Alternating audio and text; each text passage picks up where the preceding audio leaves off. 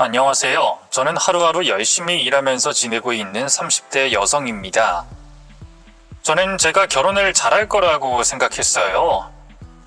어렸을 때 집안 환경을 보고 자라며 이른 나이 가정에 대해서 생각도 많이 했고, 성격 자체가 계획하는 걸 좋아하고 실패하는 걸 싫어해 결혼할 남자도 잘 고를 거라고 생각했죠.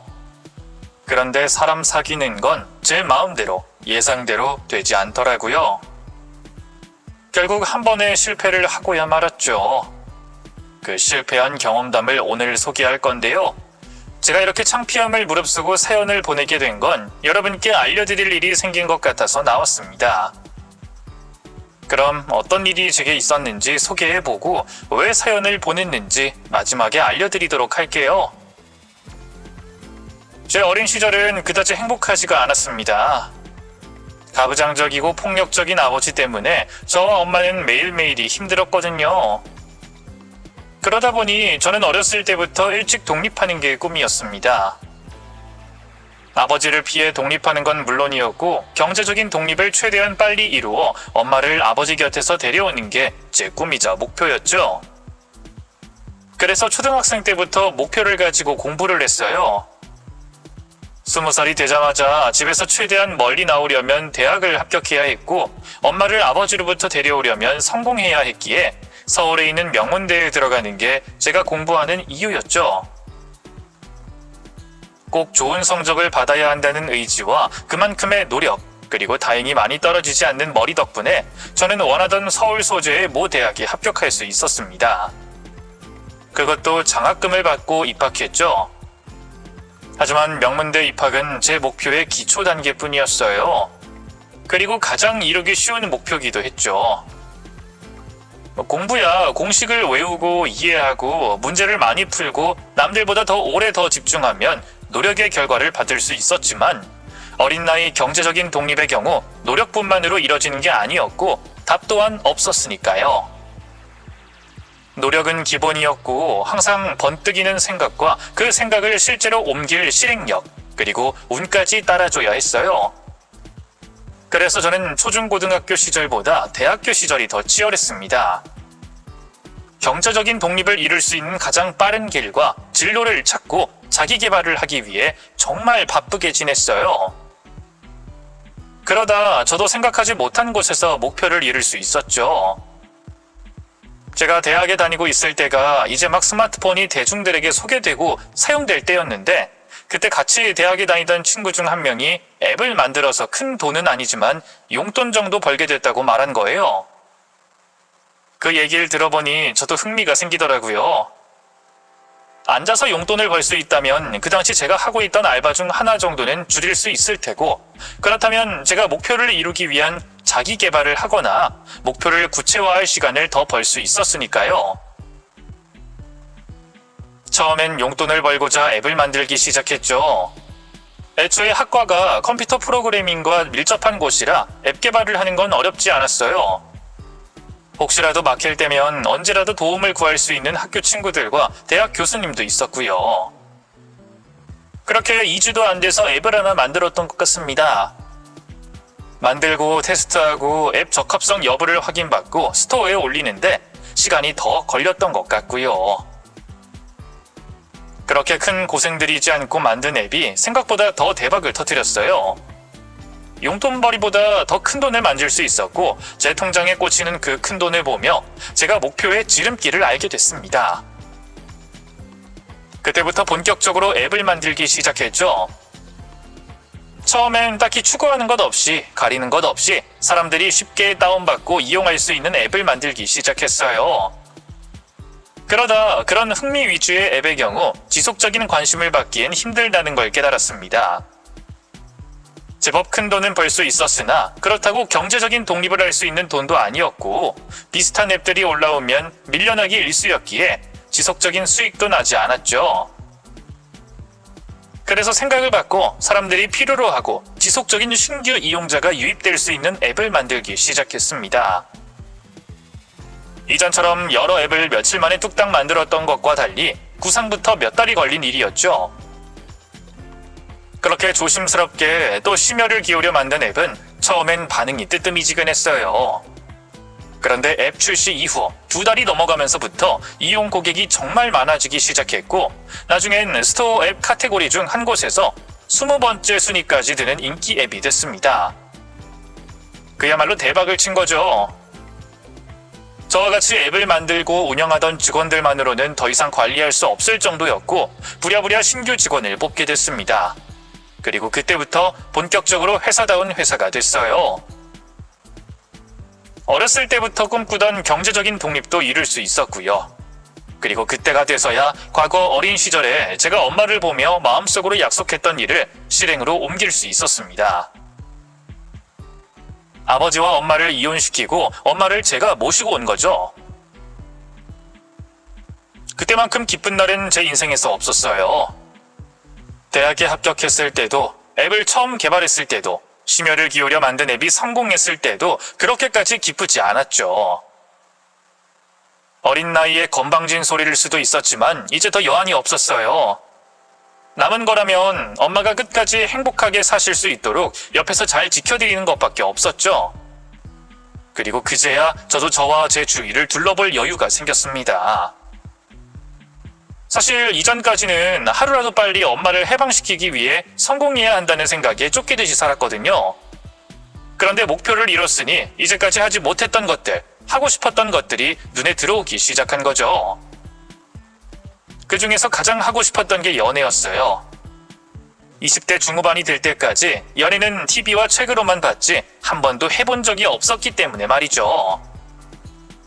그래서 몇 번의 연애를 해봤는데 많이 실망스러웠습니다. 아무래도 제 나이가 20대 중후반이다 보니 비슷한 나이 또래 친구들은 너무 생각이 어리거나 사회생활을 준비한다고 시간적으로나 심적으로나 여유가 없었거든요. 그래서 연상과 만나보려 했더니 이것저것 따지고 재고 정말 죄다 따지기 시작하더라고요. 상대방의 계산적인 모습에 신물이 났죠. 제가 너무 경험 없이 늦은 나이에 연애를 시작해서 그런진 몰라도 좋아하는 사람끼리는 좀 순수하게 사랑하길 바랬습니다. 그래서 제게 맞는 사람을 찾지 못하고 몇 년을 흘려보냈죠. 그러다 제가 원하는 사람을 만나게 됐어요. 평범한 직장인이던 남편은 정신연령이 어리지도 않았고 배려심도 넘쳤고 사랑하는 데 있어서 참 순수한 사람이었습니다. 그리고 제가 가정적이지 않은 아버지 밑에서 자라서 그런지 몰라도 애정 표현을 하는 것도 좋다는 걸 좋다고 말하는 표현도 잘 못하는 편이었는데 남편은 사랑이 넘치는 사람이었어요. 물론 그런 남편에게도 우려스러운 모습이 있긴 했습니다. 시모에게 사랑을 어렸을 때부터 많이 받고 자라서 그런지 여느 모자 관계보다 더 친밀한 모자 관계였거든요. 신경이 쓰일 정도로 말이죠. 그럼 내일 여행 준비는 우리 다 끝난 거지? 다른 일정은 다 예약도 했고 정해졌는데 마지막 날이랑 그 전날만 아직 못 정했네? 이날들은 어떻게 할까? 그냥 마음 편히 비워두고 그날 봐서 하는 걸로 왜 그래? 무슨 일 있어? 실은 우리 내일 여행 가는 거 취소하자. 뭐? 취소? 아니 이미 비행기표, 숙박비 그리고 다른 예약들까지 다 끝냈는데? 왜? 무슨 일 있어? 아니 엄마가 그쪽 일기예보를 봤는데 비가 온다고 불안하다고 하셔서. 너도 알잖아 우리 엄마가 나 걱정 많이 하는 거. 혹시 가다가 문제 있을까봐 걱정되시나 봐. 비야 우리 도착하기 전에 그리고 출발하고 나서 잠깐 온다고 한 건데 그 정도 예보는 여행하는데 다 있지. 그렇다고 무슨 일이 벌어지는 것도 아니고 비행기 못 될 정도면 애초에 항공사에서 비행기 안 띄우지 않겠어? 나도 아는데 엄마가 걱정하는 게 마음에 걸려서. 엄마가 5일 내내 벌벌 떨고 걱정할 생각하니까 가서도 마음 편히 놀지 못할 것 같아서. 미안해. 위약금으로 손해보는 돈은 내 돈에서 뺄게. 남편은 연애할 때도 좀 너무하다고 생각될 정도로 시모를 생각했습니다. 그런데도 남편과 만나고 결혼하려고 했던 건 남편과 시모의 사정이 이해됐기 때문이었어요. 일찍이 사고로 아버님을 잃고 혼자서 아들을 키운 시모는 오로지 아들 잘 되는 것만 바라고 평생을 다 바쳤다고 했습니다. 또 하필 아들이 제법 공부를 잘하고 가능성이 보였기 때문에 없는 형편에 뭐라도 하나 더해주려고 더 희생하면서 살았다고 했죠. 그런 이야기를 들었기 때문에 남편이 시모를 생각하는 걸, 시모가 남편 걱정하는 걸 뭐라고 할 수 없었어요. 저도 저희 엄마와 비슷한 관계를 맺고 있었으니까요. 또 자기 엄마한테 잘하는 건 그만큼 사랑도 많다는 말이고 가정적이라는 거니까 저처럼 아버지에 대한 결핍이 있는 사람에게는 딱 맞는 사람이라고 생각했습니다. 실제로도 남편과 연애하면서 다른 남자들보다 여자의 마음을 잘 안다고 다정다감하다고 느끼기도 했고요. 그런데 그런 제 생각은 시모를 만나면서부터 흔들리기 시작했습니다. 남편과 결혼을 약속하고 인사를 드리기 위해 찾아간 자리에서 말이죠. 시모는 아들의 아내이자 자신의 며느리가 될 저에겐 궁금한 것도 없는지 꽂아 놓은 보리자루 취급을 했어요. 그러다 아들의 눈치에 어쩔 수 없다는 듯 제게 질문을 해왔죠. 우리 재준이의 얘기를 듣긴 들었는데 내가 기억이 좀 안 나서 회사 다닌다고 했나? 어느 회사? 회사를 다니긴 하는데요. 제가 세운 회사고 제가 대표로 있는 곳입니다. 어플리케이션을 만드는 곳이고요. 대표? 그럼 학교는? 초중고는 제 고향에서 나왔고요. 대학은 서울에 있는 XX대학교 나왔습니다. 대학도 뭐 우리 아들과는 비슷하네. 부모님 두 분께서는 뭘 하시고? 어머니께서는 아버지와 이혼하시고 제가 차려드린 작은 찻집을 운영하고 계시고요. 아버지께서는 아직 회사 다니고 계세요. 잠깐, 이혼하셨다고? 아니 무슨 일로? 그게... 엄마 내가 저번에 말했잖아요. 기억 안 나면 내가 나중에 다시 말해드릴게요. 아 기억났다. 그 아버지가 가정폭력이 심해서 이혼했다고 했던가? 학벌도 능력도 우리 아들에 비해 딸리지가 않는데 가정사가 좀 그렇네. 엄마 승현이도 앞에 있는데. 아니 왜 내가 없는 말 했어? 결혼을 반대한다고 했어? 그냥 나는 내가 바랬던 조건에 며느리감이 있는데 거기에 가정사가 좀 아쉽다는 거지. 승현이라고 했나? 내가 하는 말에 상처받거나 의미 두지 말아라. 부모로서 전부터 가지고 있는 생각에 대해서 혼잣말한 것뿐이니. 너희 어머님께서도 우리 재준이 보고 생각하시는 게 있으실 거 아니야. 그래도 뭐 우리 재준이만큼 잘난 청년이 없어서 아쉬운 부분이 요만큼도 없으시겠지만. 그래, 그 아까 다닌다는 회사는 어디에 있니? 남편은 참 순수한 사람이었는데 시모는 그렇지 않았어요.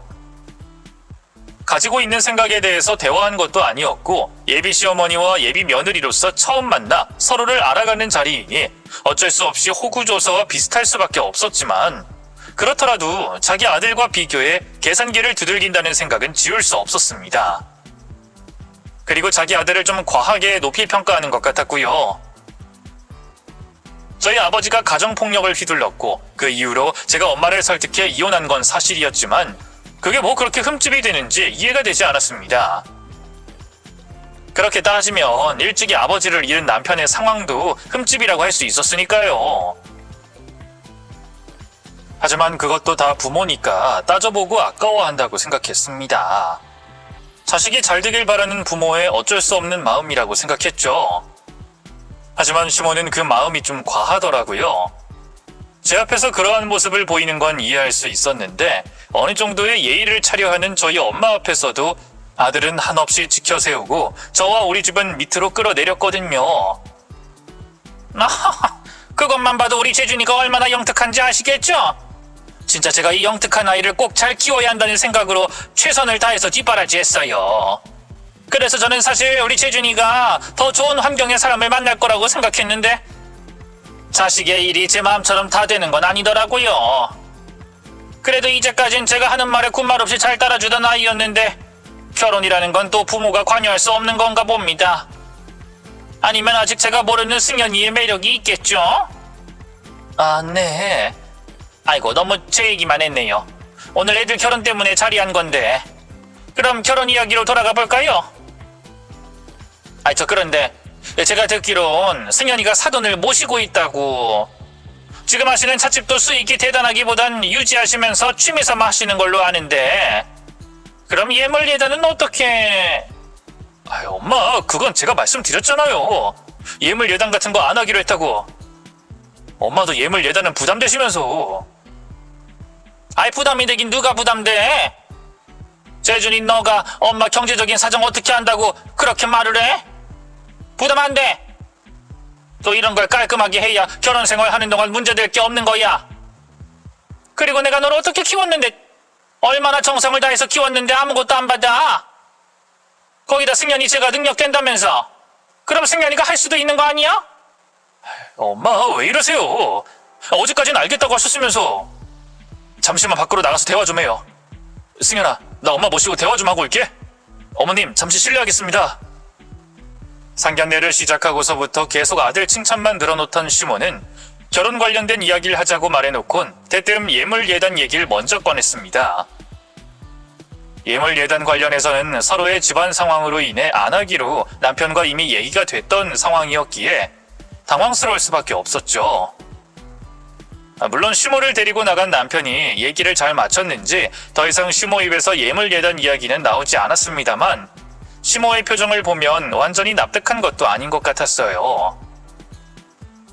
저는 괜히 불안해졌습니다. 이러다 시모가 저희 엄마에게 다이렉트로 전화를 걸어 예물예단 내놓으라고 말하면 어쩌나 싶어서 말이죠. 또 저희 엄마가 아버지 때문에 억눌린 삶을 오랫동안 살아오시고 워낙 심성이 여린 분이라 그런 일에 대처를 잘 못하시거든요. 그래서 최악의 상황이 일어나기 전 제가 손을 쓰기로 했어요. 첫인사 때부터 계속 아들을 제게 장가보내는 걸 손해보는 것처럼 말하니 그 말을 쑥 들어가게 하고자 제가 예물예단을 해주기로 한 거죠. 이후 시모 입을 막을 만한 예물예단을 했고 더 이상의 말은 나오지 않았습니다만 그래도 불안했습니다. 결혼식을 준비하는 내내 시모가 남편을 불러도 너무 부르고 끼고 있어서 괜히 결혼을 어그러뜨려 놓으려고 저러는 건 아닐까 싶었거든요. 하지만 다행히 결혼식장을 들어설 때까지 아무런 일도 없었고 행복한 결혼식을 올릴 수 있었습니다. 걱정했던 신혼여행지에서도 생각보다 시모의 참견은 없었고요. 그런데 신혼여행에서 돌아온 그날 곧바로 시모에게서 연락이 왔죠. 물론 저에게 온 게 아니라 남편에게 말이죠. 여보, 나 엄마한테 갔다 올게. 지금 이 시간에? 왜? 어머님 무슨 일 있으셔? 아까 연락드렸을 땐 아무런 말씀 없으셨는데. 아니, 도착해서 집에 들르라고 했거든. 그럼 나랑 내일 같이 가거나 아까 집으로 올 때 같이 그랬어. 당신 피곤할 텐데 뭐하러 그래. 당신은 오늘 푹 쉬고 내일 편할 때 와. 아니, 그래도 나 더 늦으면 안 될 것 같아서. 그럼 갈게. 내일 봐. 저는 신혼여행지에서 엄마 생각이 났고 돌아와서도 보고 싶은 마음은 있었지만 그래도 마음속의 일부분이지 그걸 드러낼 정도는 아니었어요. 거기다 이제 부부로서 살아갈 거고 남편이 옆에 있는데 어떻게 엄마가 보고 싶다고 보러 가겠다고 하겠어요. 그건 자식을 시집 장가 보낸 부모님들도 마찬가지로 지켜야 하는 일이었죠. 그런데 남편은 시모에게 가더라고요. 시모는 아들을 그 새벽에 불렀고요.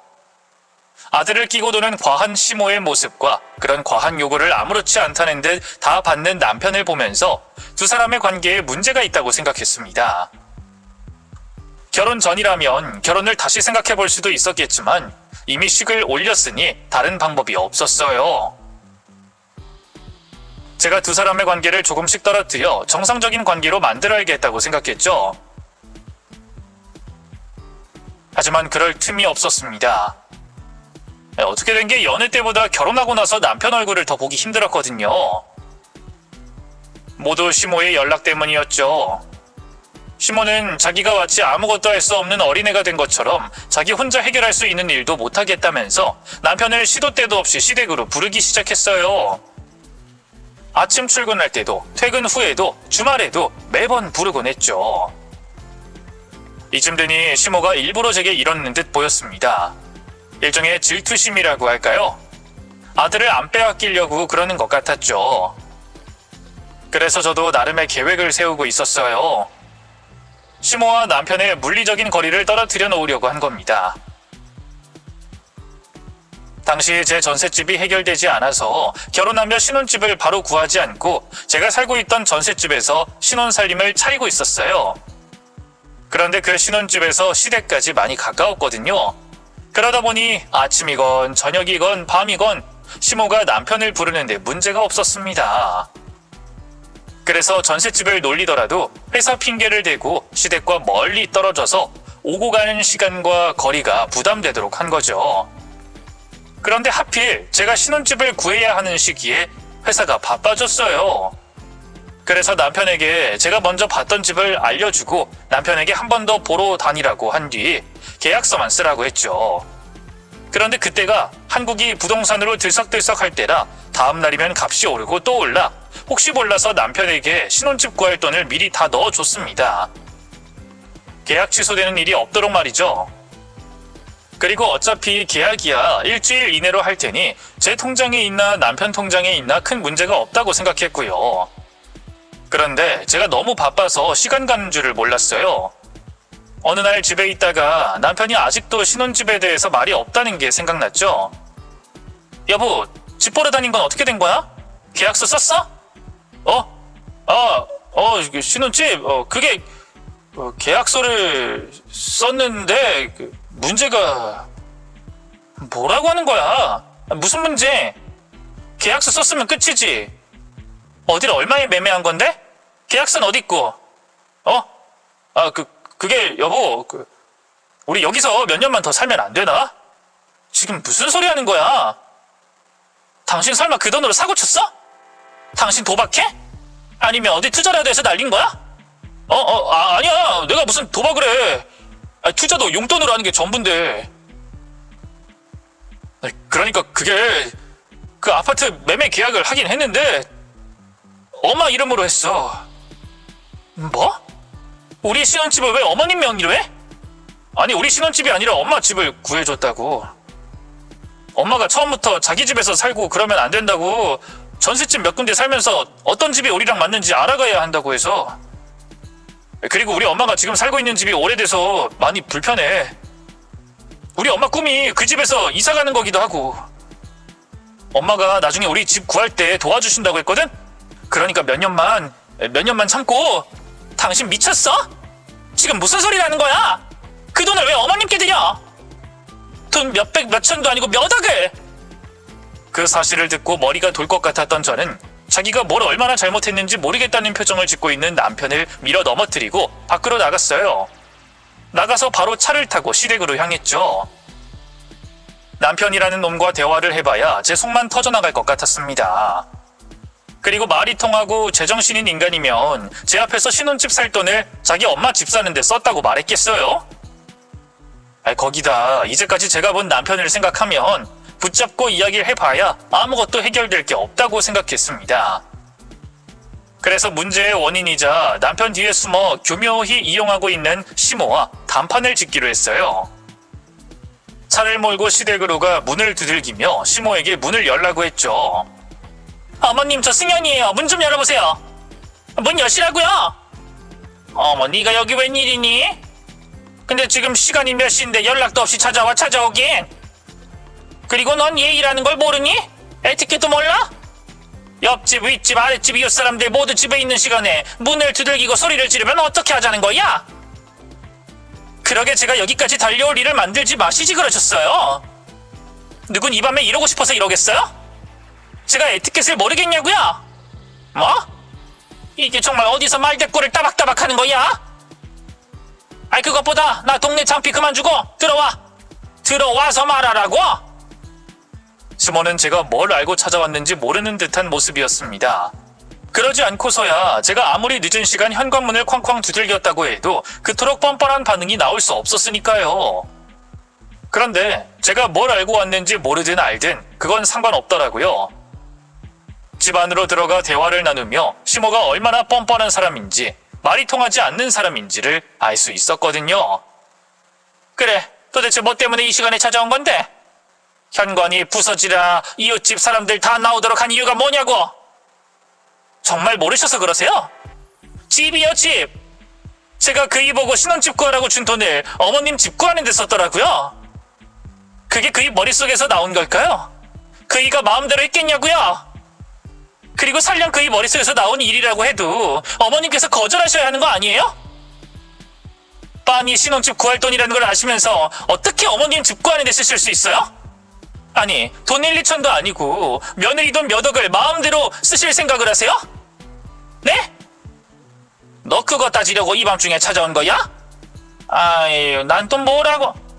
그래, 네가 신혼집 계약하라고 재준이에게 준 돈 내 집 구하는 데 썼다. 근데 그게 뭐가 잘못된 거니?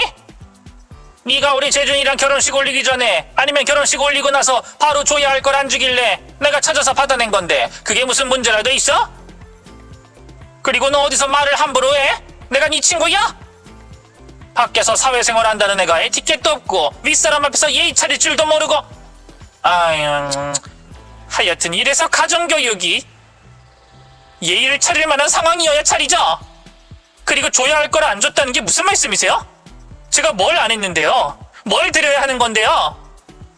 내가 고생해서 내 아들 키운 값, 내가 내 아들 키운 값은 받아야지. 그게 셈이 맞는 거 아니니? 우리 재준이랑 결혼한 네가 더 잘할 거 아니냐? 어디서 우리 재준이만한 남자 구하기 힘든 거. 그만큼 바르게 자란 재준이가 누구 덕분이라고 생각하니? 당연히 우리 재준이를 금이야 오기야 키운 내 덕분 아니야? 그럼 네가 저렇게 남편을 잘 키워주셔서 감사하다고 감사한 마음을 표현해야지. 마음뿐만 아니라 현실적으로도. 근데 네가 입을 싹 닫고 있길래 내가 직접 받아냈다. 됐니? 이제 왜 이렇게 된 건지 이해가 돼? 하여튼 애가 눈치가 없어서. 너 사회생활 하는 사람이면 눈치 좀 챙겨라. 나야 네 시어머니니까 기다리라고 내 목 내가 알아서 챙기는 걸로 끝났지만 밖에서 누가 이렇게 기다려주고 평화적으로 해결하겠어? 진작에 쏘아붙이고 널 문제 삼았겠지. 자, 그럼 무슨 일 때문인지도 알았고 네가 이렇게 찾아와서 따질 일도 아니라는 걸 알았으면 그만 가봐라. 내가 이번 일은 네가 눈치가 없어 몰랐다고 하니까 봐주도록 할게. 그런데 다음엔 국물도 없을 테니까 알아서 눈치 챙기고 예의 없는 짓도 하지 말아라. 알겠지? 시모 입에서 나오는 말을 듣고 있자니 진짜 어이가 없었습니다. 사람이 저런 식의 생각을 할 수 있는 게 신기했어요. 솔직히 저는 원래부터 부모가 자식을 상품화해서 자기가 희생한 값에 보상을 받는 걸 이해 못하는 사람이었습니다. 그래도 100번 1000번 제가 양보해서 그런 생각을 가질 수 있고 어느 정도 보답을 할 수는 있다고 생각했어요. 그래서 제가 원래는 하고 싶지 않았던 예물을 시모에게 했던 거고요. 그런데 집 한 채 값이 아들을 키운 값에 대한 셈이라고 하니 뭐 저런 사람이 있나 싶었습니다. 또 제게 아무것도 안 받았으면 몰라도 받을 만큼 받아놓고 저런 말을 하니 말이죠. 그런 말을 듣고서 제정신일 수 있는 사람이 몇이나 있겠어요. 그래서 눈이 돈 채로 시모에게 아들에게 받아간 돈 그대로 내놓으라고 말했죠. 못 돌아가요. 내 돈 받긴 전엔 집으로 못 돌아가겠다고요. 어머님이 말씀하신 이상한 계산법 저는 알고 싶지도 않고 들어도 이해가 안 가니까 내 돈 돌려주세요. 어머님께 계산 치를 거는 이미 더 얹어서 치렀으니까 내 돈 내놓으라고요. 아니 얘가 어디서 소리를 질러? 누군 소리 못 질러서 안 질러? 도대체 요즘 애들은 왜 이렇게 싸가지가 없는 거야? 아내가 못 받을 거 받은 것도 아니고 내가 고생해서 아들 잘 키워놓은 다음 장가보낸 값을 받겠다는데 왜 이 난리냐고?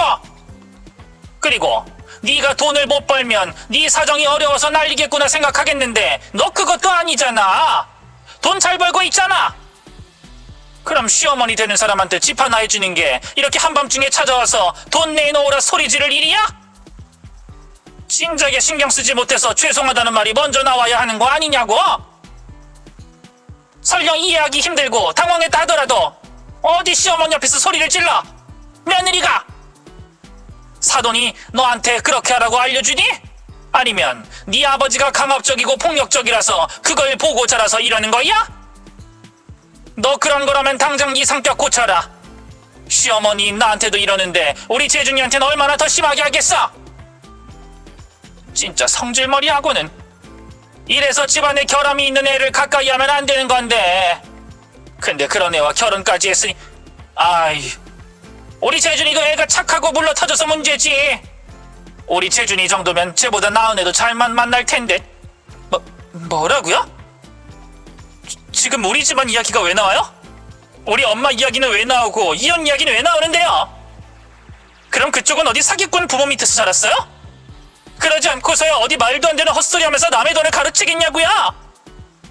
그리고 그쪽 집안은 아버님 집안에 돈을 얼마나 들였는데요? 내가 그쪽 계속 보니까 하자도 이만큼 크게 하자 많은 사람 보기 힘들 것 같은데. 그럼 상대적으로 훨씬 나았을 아버님 집안에 뭘 얼마나 바쳤냐고요? 그게 그쪽 집안 계산법인 거 아니에요? 어머머머머, 저는 지금 말하는 것 좀 봐. 그쪽? 너 지금 나한테 그쪽이라고 했니? 너 미쳤어? 어디서 어른한테, 그것도 시어머니한테 그쪽이라는 말을 써? 거기다 사기꾼? 야! 네가 어디서 우리 부모님을 입에 올려? 이 정신 나간 년이! 너 결혼하자마자 이혼당하고 싶어? 이혼녀 되고 싶냐고? 이제 자식 이혼까지 자기 마음대로 결정하겠다? 그리고 자기가 이혼하라고 하면 자식이 이혼할 거라는 자신 있다는 거죠? 그럼 해요! 해! 이혼시켜 보라고! 근데 아줌마, 나 당신 아들이랑 이혼하는 거 전혀 겁나지 않고 걱정도 안 돼. 거기다 결정적으로 나 아줌마가 원하는 대로 이혼녀 안 돼. 혼인신고를 했어야 이혼하건 말건 하지. 혼인신고도 안 했는데 무슨 이혼이야? 나 당신 아들이랑 아직 혼인신고 안 했어요. 당신 아들이랑 나랑 아직 남남이라고? 뭐? 그게 무슨 말이야? 혼인신고를 안 하다니? 결혼했는데 왜 아직 혼인신고를 안 해? 왜? 그거야 당신이 더 잘 알고 있지 않아? 아들 없인 죽고 못 사는 당신이 스스로 생각해봐. 당신 그동안 당신 아들 얼마나 불러제끼고 있었는지. 결혼 전이건 후건, 주말이건 주중이건 당신 아들한테 시간이 조금만 나면 어떻게 했어? 결혼 전엔 이제 자주 못 보내니까 같이 시간 만들어야 한다고 부르고, 결혼 후엔 혼자라서 외롭다니, 아프다니, 서럽다니 갖은 핑계대서 부르지 않았어? 주말이야 당신이 그 인간을 데려가건 안 데리고 가건 어차피 혼인신고를 못해서 상관없었지만, 직장인인 우리가 유일하게 혼인신고할 수 있는 평일에도 아침에 잠깐 집에 와서 집 좀 봐달라, 저녁에도 좀 와달라, 거기다 점심에 뭔 할 얘기가 많은지 그 인간이 당신과 통화한다고 전화기 붙잡고 있어서 내가 신고할 수가 없었잖아. 근데 내가 언제 그 인간 붙잡고 혼인신고를 해? 그래서 지금까지 혼인신고 못했는데 이게 다행인 줄은 나도 몰랐네. 한 가족이었으면 내 돈 돌려받기 힘들었을 거 아니야? 아니지. 지금 돈이 문제가 아니지.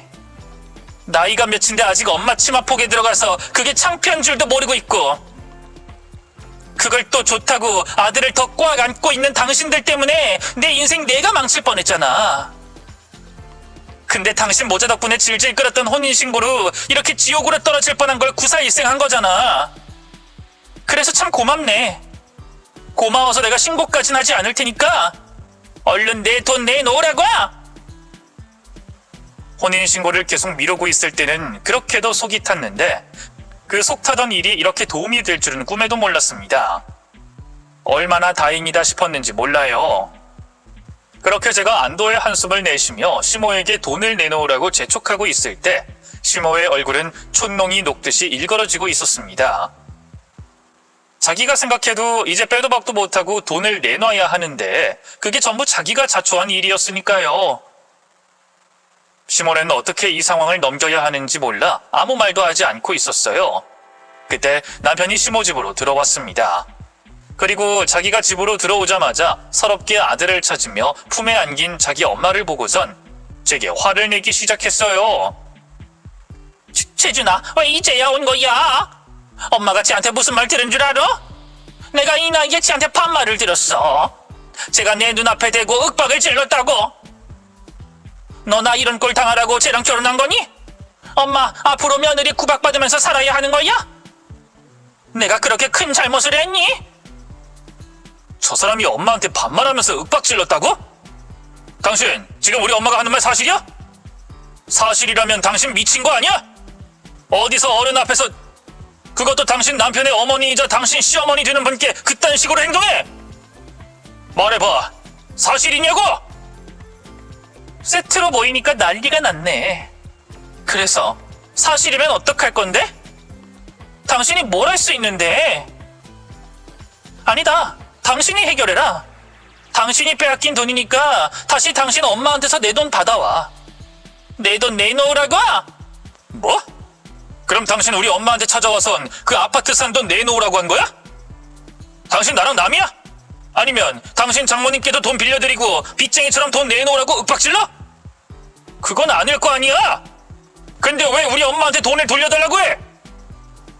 아무리 당신의 진짜 부모님은 아니라고 하지만 나랑 결혼했으면 당신 남편의 어머님이면 한 가족이고 앞에서 할 말, 돌려서 할 말, 가려서 해야지. 그리고 우리가 당장 신혼집이 필요한 상황도 아니고 지낼 집이 없는 것도 아니잖아. 당신 전셋집에서 조금 더 지내다가 이사 가도 되는 거잖아. 근데 왜 이러는 건데?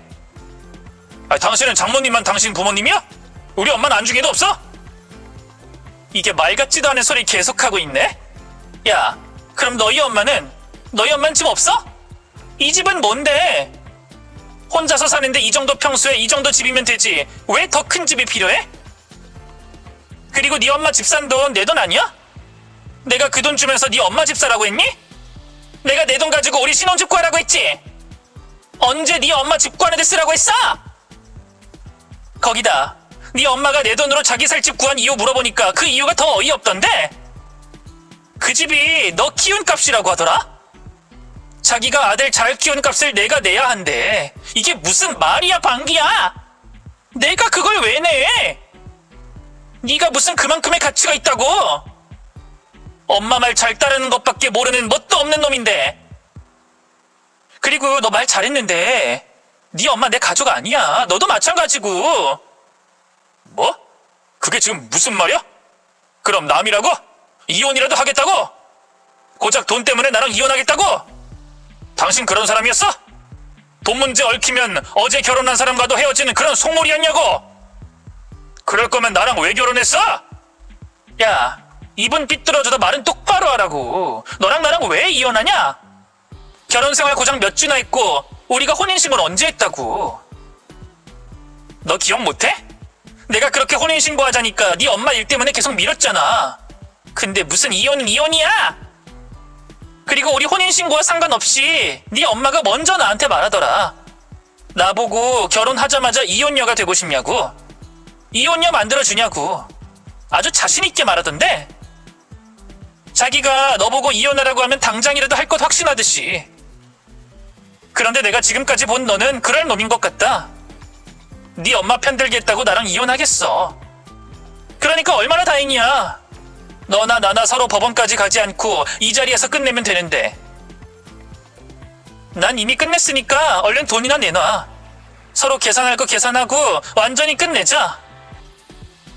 제 이야기를 끝까지 듣게 된 남편은 당황한 모습 그 자체였습니다. 시모가 자기를 키운 값으로 아파트를 받은 거란 말도 제게서 처음 들은 모습이었고요. 제 입에서 끝내자는 말이 나올 거라곤 전혀 예상하지 못한 것 같았어요. 거기다 제 태도 역시 그냥 겁만 주는 게 아니라 정말 관계를 끝내려는 태도였기 때문에 마냥 시모 편만은 들 수 없었죠. 남편은 놀란 얼굴로 저와 시모를 번갈아 가면서 쳐다봤어요. 엄마, 진짜 저 사람 한 말 했어? 그 집 구한 게 이 집이 좁아서 평생 넓은 집에서 사는 게 소원이라서가 아니라 정말 나 키운 값이라고 말한 거냐고. 그리고 이혼녀로 만들겠다고, 그러니까 이혼시키겠다고 말한 거야? 그게 재준아, 이 집이 좁은 것도 맞고 내가 넓은 집으로 가는 게 소원인 것도 맞는데, 그래, 뭐 너 키운 값으로 그 집 파는 것도 맞아. 솔직히 말이 나와서 말이지만 내가 너 키운다고 얼마나 고생했니? 그리고 네가 좀 잘 컸어? 그럼 내가 너 키운 값도 좀 받아야지. 안 그래? 엄마가 이상한 거 아니야. 다른 엄마들도 자식 잘 키운 값 정도는 다 받아. 그리고 이혼은 제가 하도 막 나오니까 겁준다고 한 거고. 그나저나 너 왜 혼인신고 안 했어? 엄마가 부르더라도 할 건 해놓고 집으로 와야지. 그리고 예승연아, 내가 조금 전엔 네가 연락도 없이 한밤중에 찾아와서 현관을 두들기니까 놀라서 화를 냈는데, 이제 서로 어떤 점이 서운하고 문제가 되는지 알았으니까 좀 진정하고 얘기로 풀어가 보자. 네가 신혼집 구하라고 재준이 준 돈도 갚아가는 방향으로 이야기하면서 말이지. 어이가 없네. 당장 갚을 능력도 없으면서 무슨 생각으로 그 돈을 함부로 썼어요? 그리고 뭘 진정하는데? 아줌마가 어떤 게 서운하고 문제들인지 알긴 알아? 지금 하는 얘기를 들어보니까 모자 둘 다 멍청해서 그런지 뭐가 문제인지 모르는 것 같은데. 야, 성재준, 너 키운 값으로 아파트 받아냈다는 네 엄마 말도 정신 나간 소린데 애초에 집이 좁아서 넓은 집에서 사는 게 네 엄마 소원이라고. 전셋집 돌면서 살아봐야 한다는 그 말을 믿고 신혼집 구하라고 준 돈을 네 엄마 집 사는 데 쓰는 게 정신 나간 거야. 그거부터 용서가 안 될 행동이라고. 그리고 아줌마야 잘못한 거 수두룩하지. 며느리 돈 몰래 가져가서 집 산 거, 잘못했다고 빌진 못할 망정 더 뻔뻔하게 나온 거, 이혼녀로 만들겠다니 뭐니 협박한 거 이외에 등등. 근데 가장 잘못한 건 당신 입에서 우리 엄마 얘기 꺼내고 우리 집 무시하고 내가 가장 증오하는 그 인간 보고 자라서 닮아간다고 말한 거야. 그 주둥아리가 가장 잘못했다고! 이 인간이 신혼집 구할 돈을 당신 집 사는 데 썼다고 했을 때부터 이미 어느 정도 관계 정리할 생각이었지만 이젠 일만의 가능성도 없어.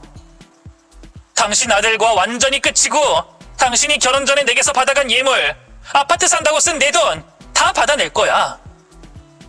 내가 경찰에 신고하고 고소를 해서라도 내가 받아야 할 것들 다 받아내겠다고. 그러니 아까도 말했지만 좋은 말 할 때 내놔. 아직 아파트 계약서만 썼지 잔금 안 치렀잖아. 승현아, 진정하고 얘기로 풀어보자니까. 내가 말 실수한 건 사과할게. 잘못했다. 말했다시피 내가 놀라고 흥분해서 말이 머리를 안 거치고 나왔어. 앞으로는 조심하도록 할게. 그리고 내가 돈을 줄 순 있는데 계약금으로 넣은 돈이 있어서, 그리고 워낙 요즘에 아파트 가격이 날뛰고 있어서 혹시나 계약 취소하고 돈 더 올려받을까봐 내가 중도금 명목으로 돈을 더 넣었어. 이런 상황에서 계약 취소하고 돈 빼면 네 돈이 많이 깎여서 나와. 계약 파기 시 2배의 금액을 물어주기로 했거든. 그걸 나보고 어쩌라고. 그리고 그게 왜 내 돈이 깎인다고 말하지? 그쪽이 메꿔야 하는 돈이 생기는 거지. 난 일이 어떻게 되든 간에 내가 이 인간에게 준 돈 그대로 돌려받으면 되는 거야. 그러니까 내 알바 아니고 내 돈 내놓으라고. 내 돈! 여보, 이제 그만해. 엄마도 그렇고 나도 그렇고 정말 정신 차렸어. 나도 잘못했고 앞으로 당신이 싫어하는 행동하지 않을게. 그러니까 이러지 말자. 그 돈은 내가 어떻게든 갚을게. 회사에서 버는 돈 이외에 내가 일 끝나고 아르바이트를 하더라도 그 돈 최대한 빨리 갚을게. 이제 그만 화 풀어. 내가 잘못했어. 엄마도 저렇게 잘못했다고 하잖아. 그제야 발등에 불이 떨어진 걸 알아차렸는지 모자는 제게 잘못했다며 빌어왔습니다. 근데 버스를 놓쳐도 너무 한참 전에 놓친 거죠. 제 참을성은 진작에 한계를 넘어서 버렸고 아직도 엄마 치마폭에 휘감겨 있는 남편, 그리고 그런 남편을 휘두르는 시모를 다시는 겪고 싶지 않았어요. 저는 돈을 일주일 내로 갚지 않으면 경찰서에 신고하겠다고 했습니다. 그리고 남편을 잡아 이끌고 집으로 데려가 짐을 챙기게 했죠. 승현아, 정말 나랑 헤어질 생각이야? 우리 결혼식까지 올렸는데? 내가 몇 번이나 더 말해야 해? 끝이라고, 끝! 빨리 짐 챙겨서 나가. 단 하루도 너랑 더는 같은 공간에서 지내고 싶지 않으니까 빨리 나가라고! 승현아, 장모님께서 우리 헤어진 거 아시게 되면 큰 충격 받으실 거야. 그리고 어느 부부나 결혼하고 살면서 이런 일 한두 번씩은 있을 텐데 우린 조금 일찍 겪었다고 생각하면 안 될까? 내가 앞으로 진짜 잘할게. 그리고 마마보이 짓도 안 할게. 제발 우리 이혼만 하지 말자. 너도 네가 마마보이라는 건 아는구나. 그럼 조금 더 일찍 깨닫고 잘하지 그랬어. 내가 두 사람이라면 7일 떨기 전에. 이제 입 아파서 말하기도 싫어. 같은 말만 몇 번째야. 빨리 짐 챙겨서 나가. 아니면 주거침입 보러 경찰 부를 거니까. 어서! 남편은 어떻게든 제게 용서를 구해보려고 했지만 저는 이미 마음이 돌아선 뒤였고 이 일을 빨리 끝내고 싶었습니다. 그래서 결국엔 경찰을 부르게 됐어요. 정말로 제 신고로 경찰이 집으로 오자 남편은 큰 충격을 받았는지 축 늘어져 짐을 챙기다 말고 시댁으로 돌아갔고요. 그렇게까지 했으니 이제 두 사람과는 거의 끝이 났다고 생각했습니다. 남편의 남은 짐과 세세하게 계산해야 할 것만 빼면 이제 다 끝났다고 생각했죠. 그런데 시모가 정말 지독하더라고요. 계약 파기로 손해보기 싫었는지 계속 돈을 주겠다는 말만 하고는 정작 돈이 들어오지 않는 겁니다. 그러다 제가 약속한 일주일이 지나고 경찰에 신고한 뒤 고소 진행을 하겠다고 말하니 궤변을 늘어놓더라고요. 승현아, 그 돈이 너한테 당장 급한 돈은 아니지 않니? 아니, 저번에도 내가 말했듯이 손해가 커서 그래. 그리고 내가 이 집을 판 상황이라 그 집 계약마저 파기하면 이사 갈 곳을 다시 찾아야 해. 죽은 사람 부탁도 들어준다고 그러는데 한때는 네 시어머니였던 내 부탁도 좀 들어줘라. 내가 네 돈은 꼭 갚을 거야. 아니, 갚을 수밖에 없지. 그 아파트 팔아도 돈이 얼만데. 요즘 아파트 가격 얼마나 휙휙 오르는지 알지? 내가 그 집에서 잠깐만 살다가 팔면 네 돈에서 웃돈까지 얹어서 줄 테니까 좀 기다려주면 안 되겠니? 들어줄 말을 해야 들어볼 생각이라도 할 텐데 얼마나 헛소리를 늘어놓던지. 제가 왜 악감정이 있는 사람들한테 제 돈을 빌려주겠어요? 그것도 그 집 들어간 다음 집값 오르면 팔고 갚겠다는 소리였는데 그게 1년이 될지 2년이 될지 어떻게 알겠어요? 그리고 제가 왜 제 돈을 빌려다 그 인간들 배불리는 데 쓰이게 놔둬요? 그래서 결국엔 전 남편과 시모를 사기죄로 신고하게 됐어요. 신고하고 나서야 시모와 전 남편은 부랴부랴 제게 돈을 갚겠다고 조금만 시간을 달라고 연락해왔지만 제 입장에서는 그 돈 안 받았다가 두 사람 사기죄로 처벌받게 만들고 나중에 민사로 피해 금액 받으면 끝이었습니다. 그래서 신고를 한 뒤에는 전 남편이 알고 있던 계좌를 해지 후 다시 새 계좌로 개설하고 연락도 받지 않았어요. 돈을 조금이라도 받게 되는 순간 갚겠다는 의지로 인정되어 사기죄가 성립되지 않을 수가 있다고 하더라고요. 그래서 계좌도 새로 만들고 돈을 갚겠다고 합의하겠다고 오는 전 남편과 시모의 연락도 무시했죠. 그러다 결국엔 시모가 아파트 계약을 파기하고 손해를 본 뒤 주변 사람들에게 돈을 빌려 가져갔던 제 돈을 맞춰서 그대로 갚았습니다. 저는 사기죄로 고소한 걸 취하해줬고요. 중간에 마음이 약해져서 돈을 받았던 건 아니었고요. 시모와 전 남편이 돈을 갚으려고 하는 게 법원에 가선 사기죄로 성립되지 않을 가능성이 있다고 해서 돈을 받았습니다. 어차피 저야 그 돈을 받기만 하면 그 사람들과 끝나는 상황이었는데 잠시였지만 두 사람에게 처벌받을 수도 있다며 겁을 줄 수 있었으니 그걸로도 만족스러운 일이었죠. 그렇게 마마보이 전 남편과 무개념 시모와는 완전히 끝을 낼 수 있었습니다. 이후 두 사람이 어떻게 지냈는지 몰랐어요. 관심도 없었고 얼마 뒤 제게도 새로운 인연이 생겨서 기억하기 싫은 존재들을 굳이 떠올리기 싫었고요. 그런데 제가 몇 년이나 흐른 일을 다시 떠올리고 이야기하는 건 그 두 사람의 근황을 알게 됐기 때문입니다. 재벌은 못 고친다고 한번 마마보이는 영원히 마마보이인가봐요. 저랑 헤어진 이후 또 누군가에게 그럴듯한 남자인 척하고 접근해 결혼했다고 하는데 이번에도 그 무개념의 시모와 전 남편의 마마보이 성질 때문에 이혼한다고 들었거든요. 그 소식을 듣고는 저와 같은 그리고 전 남편과 이혼하게 되는 그 여성분 같은 피해자가 없길 바라며 이곳에 글을 적게 됐습니다. 여러분, 혹시 오늘 제가 말씀드린 이야기와 비슷한 행동을 하는 남자와 그의 엄마가 있다면 조심하세요. 그리고 그 남자와 만나거나 좋은 감정을 느끼는 상대가 주변에 있다면 경고해주세요. 그 남자와